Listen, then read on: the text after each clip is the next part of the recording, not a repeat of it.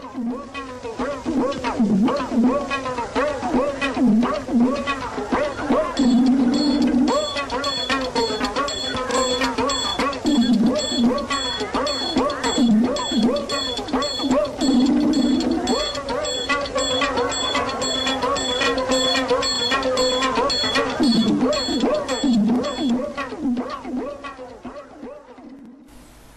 মারি আর মুখে মারি। মুখে মারি পালোয়ানের বেজায় নাম, তার মতো পালোয়ান নাকি আর নাই। ঠুকে মারি সত্যিকারের মস্ত পালোয়ান। মুখে মারির নাম শুনে সে হিংসায় আর বাঁচে না। শেষে একদিন ঠুকে মারি আর থাকতে না পেরে কম্বলে 90 মণ আটা বেঁধে নিয়ে সেই কম্বল কাঁধে ফেলে মুখে মারির বাড়ি রওয়ানা হলো। পথে এক জায়গায় বড্ড পিপাসা আর খিদে পাওয়ায় ঠুকে মারি কম্বলটা কাঁধ থেকে নামিয়ে একটা ডোবার ধারে বিশ্রাম করতে বসল। তারপর চোঁ চোঁ করে এক বিষম লম্বা চুমুক দিয়ে ডোবার অর্ধেক জল খেয়ে বাকি অর্ধেকটায় সেই আটা মেখে নিয়ে সেটাও সে খেয়ে ফেলল। শেষে মাটিতে শুয়ে নাক ডাকিয়ে ঘুম দিল। সেই ডোবাতে একটা হাতি রোজ জল খেতে আসতো। সেদিনও সে জল খেতে এলো। ডোবা খালি দেখে তার ভারী রাগ হলো। পাশেই একটা মানুষ শুয়ে আছে দেখে সে তার মাথায় দিল গোদা পায়ের এক লাথি। ঠুকে মারি বলল, ওরে মাথা টিপেই দিবি যদি একটু ভালো করে দে না বাপু। হাতির তখন আরো বেশি রাগ হলো। সে সুঁড়ে করে ঠুকে মারিকে তুলে আছাড় মারতে চেয়েছিল, কিন্তু তার আগেই ঠুকে মারি তড়াক করে লাফিয়ে উঠে হাতি মশাইকে থলের মধ্যে পুরে রওয়ানা হলো। খানিক দূর গিয়ে সে মুখে মারির বাড়িতে এসে হাজির হলো আর বাইরে থেকে চেঁচাতে লাগলো, কই রে মুখে মারি, ভারী নাকি পালোয়ান তুমি? সাহস থাকে তো লড়ো না এসে। শুনে মুখে মারি তাড়াতাড়ি বাড়ির পিছনে এক জঙ্গলের মধ্যে ঢুকে পড়ল।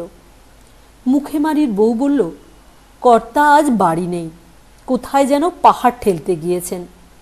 ঠুকে মারি বলল, এটা তাকে দিয়ে বলো যে এর মালিক তার সঙ্গে লড়তে চায়। এই বলে সে হাতিটাকে ছুঁড়ে তাদের উঠানে ফেলে দিল। ব্যাপার দেখে বাড়ির লোকে চক্ষু স্থির, কিন্তু মুখে মারি শেয়ানা খোকা হেঁড়ে গলায় চেঁচিয়ে উঠল, ও মাগো, দুষ্টু লোকটা আমার দিকে একটা ইঁদুর ফেলেছে, কি করি বলো তো?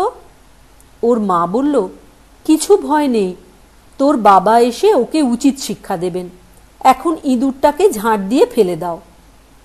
এই কথা বলা মাত্র ঝাঁটার ঝটপট শব্দ হলো, আর ছেলেটা বলল, ওই যা, ইঁদুরটা নর্দমায় পড়ে গেল। ঠুকে মারি ভাবল, যার খোকা এরকম সে নিশ্চয়ই আমার উপযুক্ত জুড়ি হবে। বাড়ির সামনে একটা তাল গাছ ছিল, সেইটা উপড়ে নিয়ে ঠুকে মারি হেঁকে বলল, ওরে খোকা, তোর বাবাকে বলিস যে আমার একটা ছড়ির দরকার ছিল, তাই এটা নিয়ে চললাম।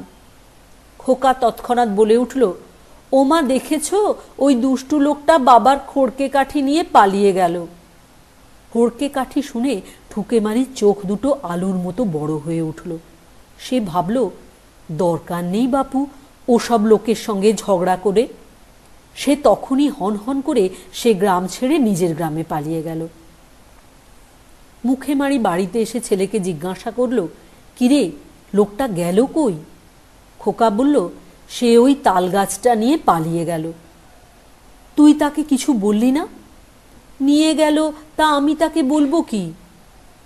এই কথা শুনে মুখে মারি ভয়ানক রেগে বলল, হতভাগা, তুই আমার ছেলে হয়ে আমার নাম ডোবালি? দরকার হলে দুটো কথা বলতে পারিস নে? যা, আজই তোকে গঙ্গায় ফেলে দিয়ে আসবো। এই বলে সে অপদার্থ ছেলেকে গঙ্গায় ফেলে দিতে চলল। কিন্তু গঙ্গা তো গ্রামের কাছে নয়, সে অনেক দূর। মুখে মারি হাঁটছে হাঁটছে আর ভাবছে, ছেলেটা যখন কান্নাকাটি করবে তখন তাকে বলবে, আচ্ছা এবার তোকে ছেড়ে দিলাম। কিন্তু ছেলেটা কাঁদেও না, কিছু বলেও না। সে বেশ আরামে কাঁধে চড়ে গঙ্গায় চলেছে। তখন মুখে মারি তাকে ভয় দেখিয়ে বলল, আর দেরি নেই, ওই গঙ্গায় এসে পড়ল বলে। ছেলেটা চট করে বলে উঠল, হ্যাঁ বাবা, বড্ড জলে ছিটা লাগছে। শুনে মুখেমারি চক্ষু স্থির।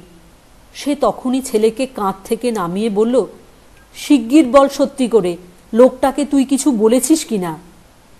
ছেলে বলল, ওকে তো আমি কিছু বলিনি। আমি মাকে চেঁচিয়ে বললাম, দুষ্টু লোকটা বাবার খড়কে কাঠি নিয়ে পালিয়ে গেল।